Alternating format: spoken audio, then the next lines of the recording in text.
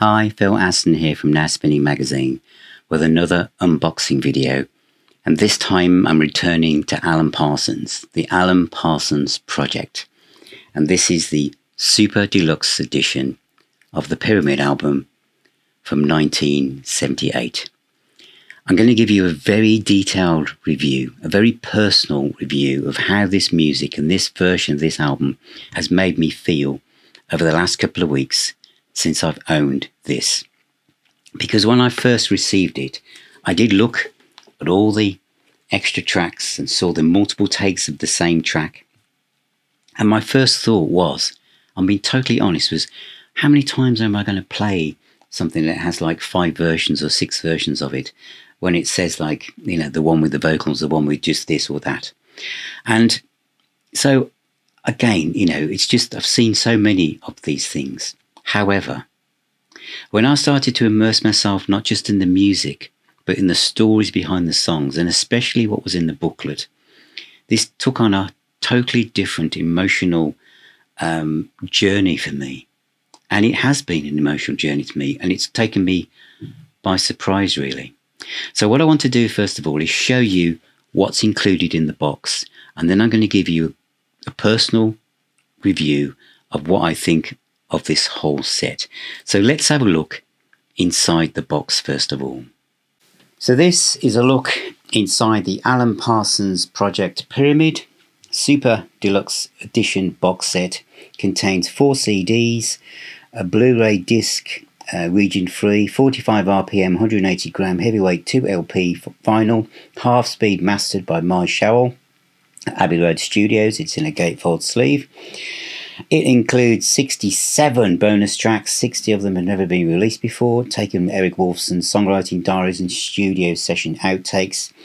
Breathtaking first time ever Dolby Atmos mix of the Alan Parsons project, along with 5.1 surround sound mix from the original multi-track master tapes by Alan Parsons, along with a new stereo HD and CD remaster of the original album by, again, Miles Showell. It includes a fully illustrated 12x12 casebound book, interviews with Alan Parsons, the Woolfson family, musicians, as well as full lyrics and commentary on the bonus tracks, and A1 size poster reproduction press kit. Wow. On the back of the box, which is a very heavy box I have to say, is a listing of all the tracks, and you can see there's extensive bonus tracks. I'm going to go into a lot more detail this when I do my summary at the end of this section of the video. So let's get everything out if I can. So I'll put the box over there, and first of all let's look at the media pack. So I guess this was done at the time. Not everything that's in here probably would have been included like that, but this will just give you a feel what's in here.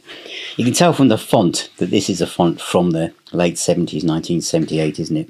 So this is talking about the actual album. In fact, it's from Howard. Get in touch with Howard Harding or Sue Gander in June 1977. And a bit of prologue, a bit of information about the background to what the thinking was for the album. It's all included there. Let's put that to one side. We have a postcard of the album cover. A nice glossy black and white picture of Eric and Alan. And in the back of this press kit is more text on the record. And then here, and I'll bring this up separately on the screen so you can see it in full, you have a huge, really nice paper stock poster as well. So that's coming up on the screen now. So what should we do next? I think we shall look at, let's just put this out the way so I've got more room to show you the other parts of the set. So I think we'll look at the book last of all. So let's look at the album. So it's a gatefold sleeve, as was the original. The main difference with this is it's now a double album, because the album is cut at 45 RPM And the records come in polyline sleeves, which, as you know, at Now Spinning, we absolutely love polyline sleeves for all new vinyl. That is our ongoing campaign, and it's absolutely wonderful to see that Cooking Vinyl, as many labels now are doing this for vinyl records. So that's a double album on 180 gram vinyl itself. And now let's look at the book itself. Now this is a huge book. It's even bigger than the one that came with the complete studio albums box set, and it's dedicated to one album. So as I open it up, the 4 CDs are in the left hand side.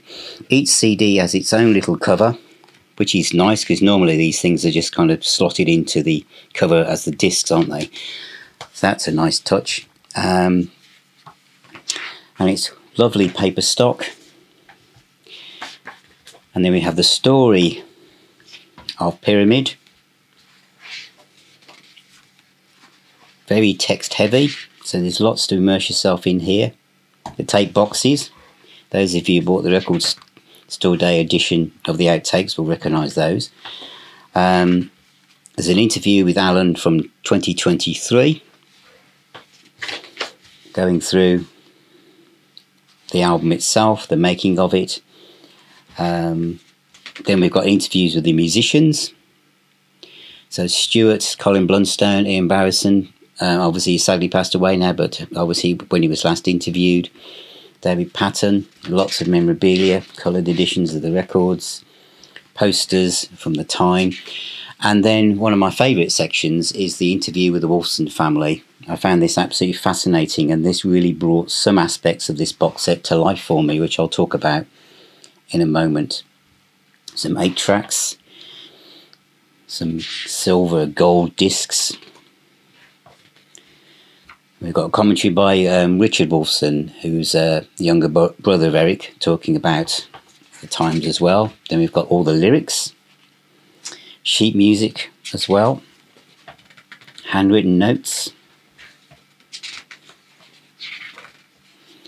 all the songs, different covers from around the world, Alan Parsons, a background to his career, bringing right up to date with the CD box set and the full studio vinyl set,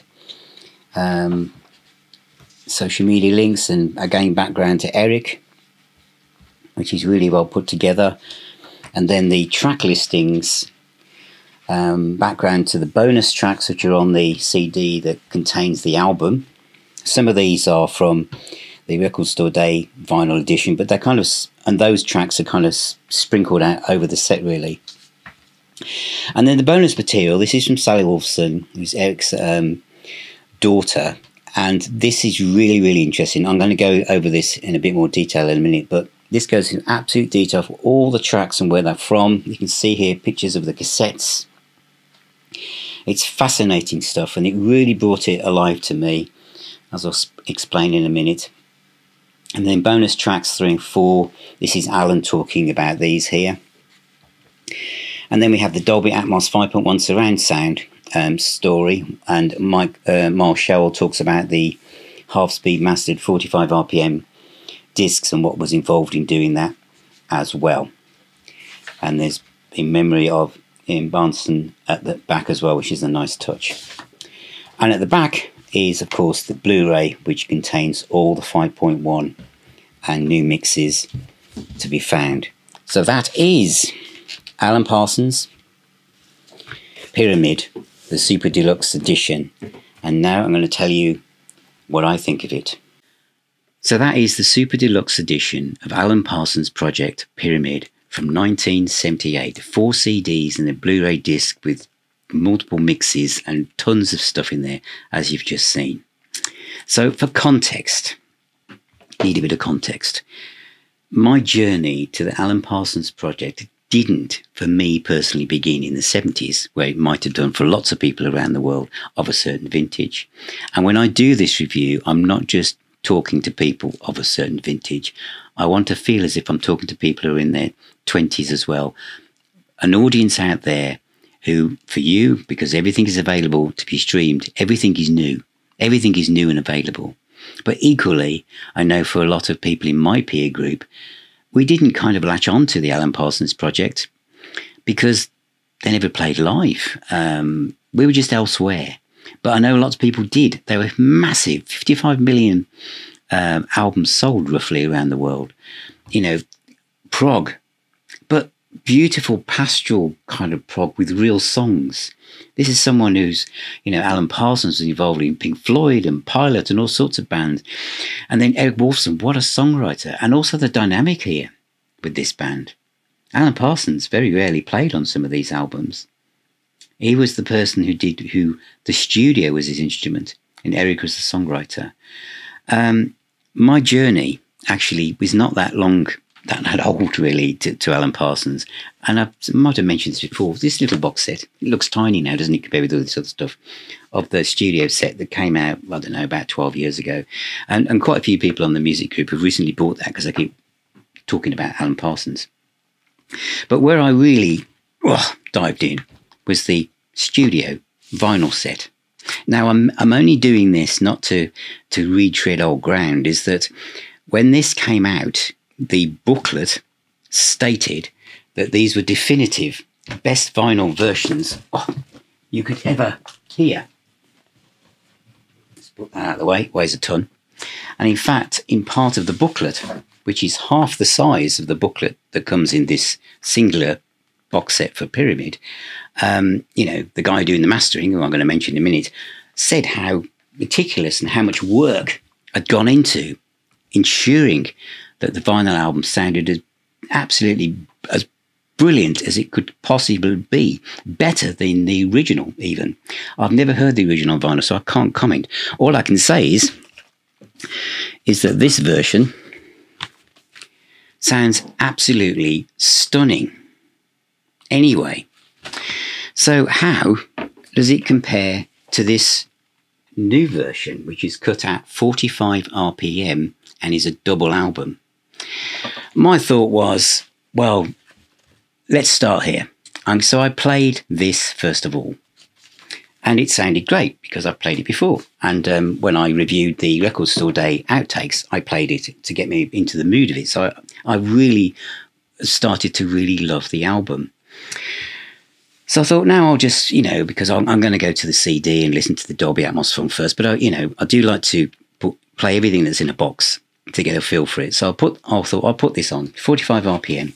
I'll be honest, apart from a Deep Purple box set that has 45 RPM recording, I don't have any half-speed mastered 45 RPM 180 gram vinyl records because I am quite cynical, thinking it's another way of trying to make me buy something again. So I dropped the needle down on the first track, which was Voyager and What Goes Up. And my first thought was, because I didn't adjust the volume from the other album at all. So Voyager starts playing and it's a lot louder. There's a lot more space. My first thought was, I've misread this. This is remixed. This sounds totally different in a good way. I mean, the expanse, the soundstage, the depth, the width, the separation of the instruments, the way that it starts. It was as if, I can't say the blanket had been taken off it because it sounded good anyway, but something had happened. And I went through the book to try and find something that says I've obviously misread this because it's been remixed. It doesn't say that. But what it does say, by Miles Showell, on page 57 of the excellent book in this set, it says, "I hope you enjoyed this edition. Half-speed mastered vinyl records, which have been cut to be played back at 45 RPM, are the ultimate in quality. Not only do you have the benefits of giving the recording stylus twice as long to carve the intricate groove, you also have the benefit of a faster replay speed. Records as an analog sound carrier offer improved quality the faster they go around. This version promises all the improvements of half-speed and mastering, along with increased quality of a 12" 12-inch single. Stunned. Stunned from Cornwall in the UK. I am, because I couldn't believe it. I was just expecting to go straight to the Dolby Atmos 5.1 HD mix and really wax lyrical about that. It's made me wonder whether, when I've seen all these other things saying, oh, available as a 45 RPM half-speed mastered vinyl album, maybe I've missed out. I mean, if those of you who are rolling your eyes now thinking, really, Phil, you've only just discovered this? Tell me. But I didn't know. But honestly, the vinyl version, yes, you have to get up about every 8 minutes. But if you're getting up every 8 minutes, you're not doing anything else, are you? You're not scrolling on your phone and you're not potting off to make a cup of tea. You're sitting and you're listening to the music. It just draws you in. But so straight away, I'm completely drawn into that. The next place I went was the CD, which I compared with my little box set and this new master. Again, it's not as oh my god, wow, jaw-dropping as the two vinyl versions, but it's still the best version. So yes, this is the best version on CD of Pyramid in existence. Okay, shall I do the 5.1 Dolby mix next? No, because I know many of you will have seen when I did the unboxing these 3 CDs of loads and loads of outtakes, including the first CD, which has got loads of outtakes. Now, there were outtakes on the Record Store Day vinyl edition. Those are all here, but kind of sprinkled over the discs. So let's focus on CD 2, Eric Wolfson's Songwriting Diaries, because that's what they are. They're recorded on cassette, and there's lots of them. And then there are literally 23 tracks. Now, these CDs are like 70, 80, 60 minutes long. There's absolutely tons on here. And this was the bit where I thought, oh, yeah, I suppose I should listen to them at least once. It's this that not just opened up my ears, but absolutely opened up my heart to this music. And I just want to share some of these things with you. I'm not expecting you to grasp where I'm going with this straight away, but it's just something that I want to draw your attention to, because before I started listening to this, if I can find my way around it, yes I can, good. Before I started listening to the disc with extra tracks, I thought I'll read the book while it was, while I was playing the album on CD for the first, comparing the 2 CDs. And Sally Wolfson,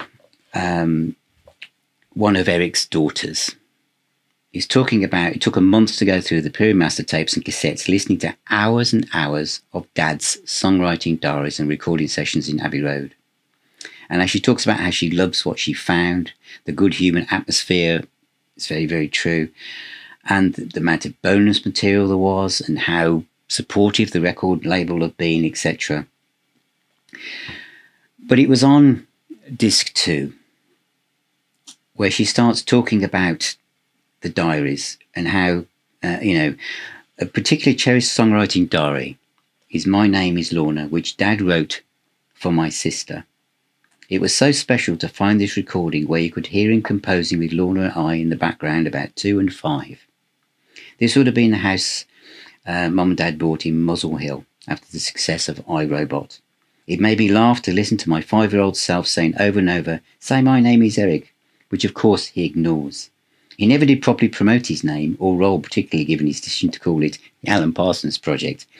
I feel like I have continued this mantra for the last 20 years, and I'm still trying to shout out his name so people know who he was and what he did. As I'm saying that to you, I'm getting shivers down my spine.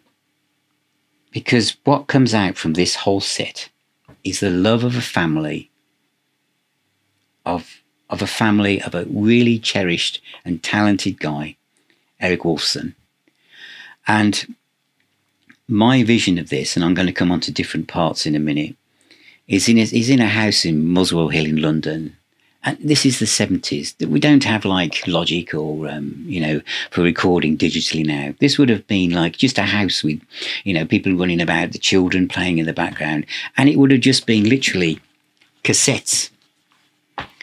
But Eric recorded all the time. And so you can hear the two daughters in the background. There's even one, if I can find it, blah, blah, blah, blah, blah, if I can. Let me see if I can. I think it's Shadow of a Lonely Man. This is one of my favourites of Dad's songs, says Sally. You can hear the emotional intensity which he wrote it just after my mom lost her dad. And it's lovely that you can also hear the doorbell go off at one point. It was another point, hearing that. It's as if you've moved into a new street and you've just found out that your neighbours used to be in a band, and you've gone round to their house and you're having a few glasses of wine, and they start to put on these tapes, and these are like really personal tapes. This is what these are. These are family recordings, but you can hear the songwriting process. And I found it really, really moving.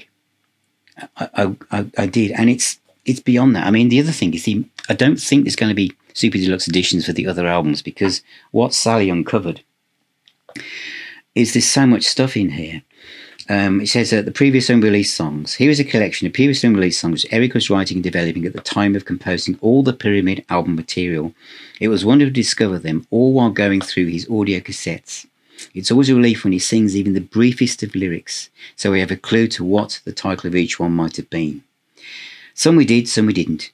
It was interesting to see Elsie's theme starting at this stage, and loved to hear him singing a vocal line. The only recording we have with that included this song was eventually recorded in the Cillian Defence. Taking it all away was another track developed further at the turn of a friendly card. This was clearly where it began. And so you've got lots of songs here from Turn of Friendly Card, Eye in the Sky. So it's some of these extras are from other Alan Parsons projects stuff, really. The other thing that was interesting was when Alan talks about it in The Lap of the Gods. You've got John Leach. He plays the syllabalum, which is an ethnic instrument. I mean, this is something that I had to ask my wife about. And he's got a very posh voice. And there's take after take with him, obviously getting more and more kind of concerned. Is it any good? Do you like it? Should I do it again? Things like that. It's like seeing the foundations and seeing the draft. It's beyond just an outtake. I didn't think I'd find it interesting, but I found it absolutely fascinating, even as far as in The Lap of the Gods, which is one of my favourite tracks from this album. It's absolutely epic. It starts with a Middle Eastern wooden flute, and it says with an unidentified member of the London Philharmonia. In a way, that's quite sad, isn't it? Because the London Philharmonia, they must have talked to each other, put it in their diaries, gone to the studio to be recorded. They must have known everyone in there, and they must have had sandwiches or said, "Oh, does George, George, the flute player, does he want a sonnet or something?" No name, unidentified. Who played the opening part of that song? Who did it? Do his kids know that he was on this album? I found that fascinating. The other part of the book I just want to mention, because it's another part that kind of really made this for me. Bear with, nearly there. Interviews with the Wolfson family and the pictures of them in their house in Muswell Hill. This also really, really touched me and brought the album to life in a way that I didn't think I would feel, I suppose is what I'm trying to say. And Hazel says here, Hazel was Eric's wife. I remember him writing Shadow of a Lonely Man in the lounge of the new house. It was about my father who died that year, and Eric had a mixed relationship with my dad, although he got it right in the end. And Lorna says, this is another one of Eric's daughters. Dad was quite an accomplished pianist, wasn't he? He really was. It was funny because he couldn't play a note that wasn't written down, but I could put a concerto on paper in front of him and he'd sit and play it like he was reading a book. I don't know how he did it. It was exactly the opposite for Eric, who could play anything you asked him to play, but put some sheet music in front of him and he couldn't read it. And so, you know, her dad, Hazel's dad, was concerned that, you know, was his daughter doing the right thing, marrying someone like Eric? But once, obviously, the Alan Parsons project took off, he became really proud, and at any moment he could, he would talk about Alan Parsons and put them on, etc. It's just heartwarming. It really is, and about the fact of fame and how they came together, and the fact they didn't play live. But this was a relationship where Eric was the manager. He managed the two of them. He did all the writing, but he wanted let Alan have it was named after him. His instrument was the studio. So Alan Parsons doesn't play on a lot of these things at all. So we now arrive at the Dolby Atmos and 5.1 and new stereo master of the album. So what's that like? It's incredible. You know I'm going to say that, don't you? But why is it? This album didn't have an obvious single on it. So it didn't sell as well as I think they probably thought it was going to. And there's some kind of outtakes at the end. There's kind of these audio guides and US radio adverts where they say one of the best albums ever you'll ever hear. It's a life-changing experience. The kind of thing they would have said with any album that comes out, probably still do. But Voyager is kind of like this Floyd opening. What Goes Up features, in fact, I will have this in front of me because it features the vocalist from Pilot, which is Dave Patton and Dean Ford.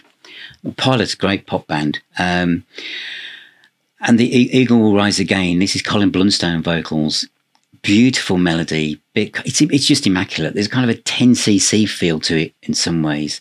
One More River, it's got a boogie shuffle, and the singer from Gonzales is on that. Lush strings.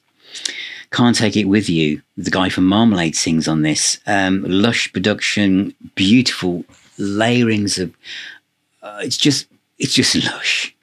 The guitar playing is amazing. In the Lap of the Gods, which I've already said is one of my favourites, the instrumental, the choirs, the orchestra, it's incredible. It's like it's in places it's like a 60s Michael Caine film soundtrack, but I mean that in a really, really good way. But it's epic. And in 5.1, Alan Parsons helped create Dark Side of the Moon. I think sitting there in Abbey Road in the 5.1 mix, he's in his element here. He's got this stuff, and it just sounds incredible. Pyromania is great as well. It's a bit very kind of Pilot quirky little number, and then the other one, Hyper Gamma Spaces, instrumental. It's kind of a bit of a Pink Floyd On the Run vibe to it in many ways, and then Shadow of a Lonely Man, John Miles on vocals. This is heartfelt. And again, this is why the outtakes and the multiple takes of this song, because hearing Eric Woolfson create this song from the bare bones, trial and error, does this work better? And then hearing this, not just the vinyl 45 RPM half-speed mastered version, but this filling the room from floor to ceiling in this wash of sound. It's just so wonderful. It is so emotional to listen to this song in this way. And I've lived with this album since this arrived, playing it almost every day in different formats, dipping in and out of the bonus tracks because of what I've read in the book I'm reading Sally's story and the interviews. It's made me go and listen, and then to try and unravel like an onion, like an onion, to get back to the source of literally Eric and a cassette player in his living room. It's been marvellous. It's been marvellous, really. Is this something for the casual Alan Parsons fan? No. I don't think, well, I'm not saying you can't buy it. I mean, I'm sure the Cooking Vinyl will run anyone to buy it. But if you are an Alan Parsons fan, this music has meant a lot to you, and you like this kind of musical archaeology of diving underneath something, then this is perfect.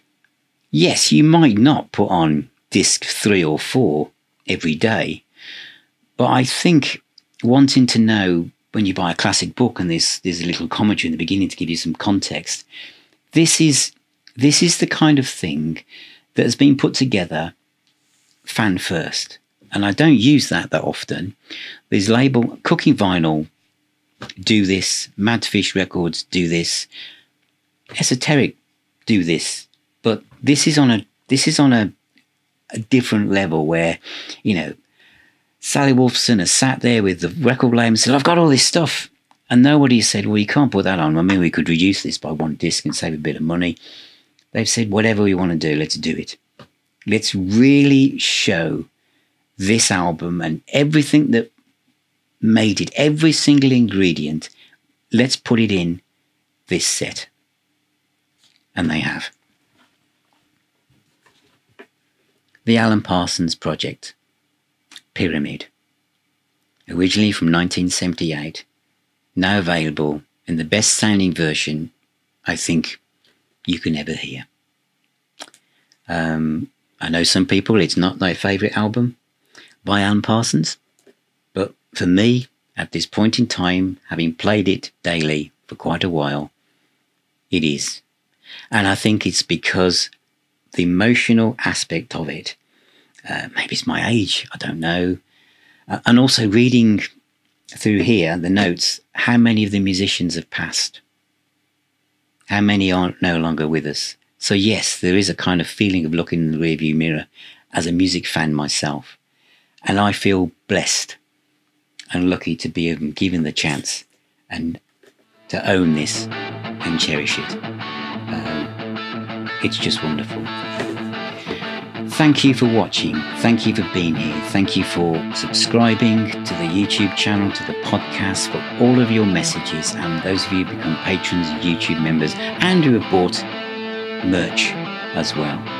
Remember, music is the healer and the doctor. So keep spinning those discs. Stay safe, everybody. And I shall talk to you all very, very soon.